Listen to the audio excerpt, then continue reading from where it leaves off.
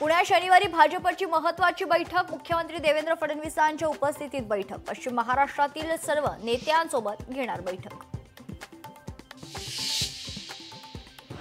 ओबीसींच्या हक्कासाठी मैदानात उतरलो, जीआर रद्द केल्याशिवाय आता थांबायचं नाही, ओबीसीत घुसखोरी होऊ देणार नाही, विजय वडेट्टीवार यांचं वक्तव्य।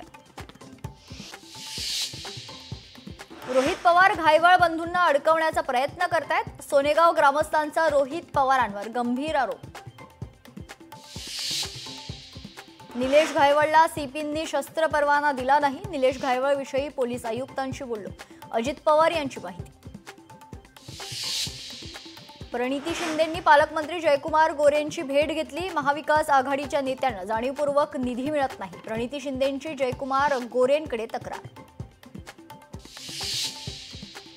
पुण्यात अजितदादांचा खवय्या अंदाज, अजित पवारांकडून भेळ पाणीपुरी वर्ताव, परिवार मिलन कार्यक्रमात घेतला आस्वाद।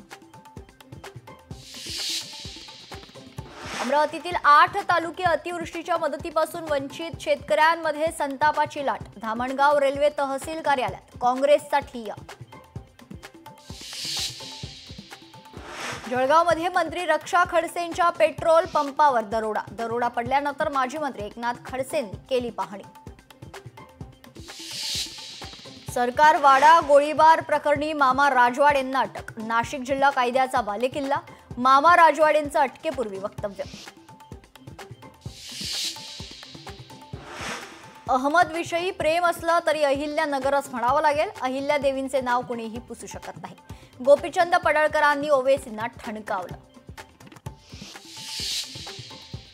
म्हाडाच्या कोकण मंडळाची सोडत शनिवारी जाहीर होणार, 5354 जणांचे घरांचे स्वप्न पूर्ण होणार, डॉक्टर काशीनाथ घाणेकर नाट्यगृहात लॉटरी काढण्यात येणार।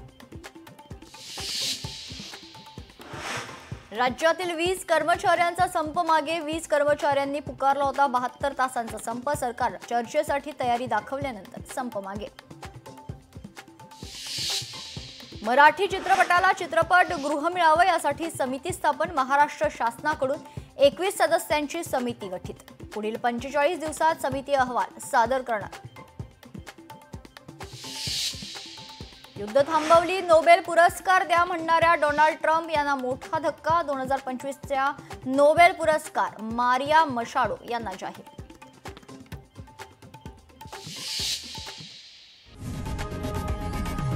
लोकशाही मराठी ऐका, पहा, जागरूक रहा।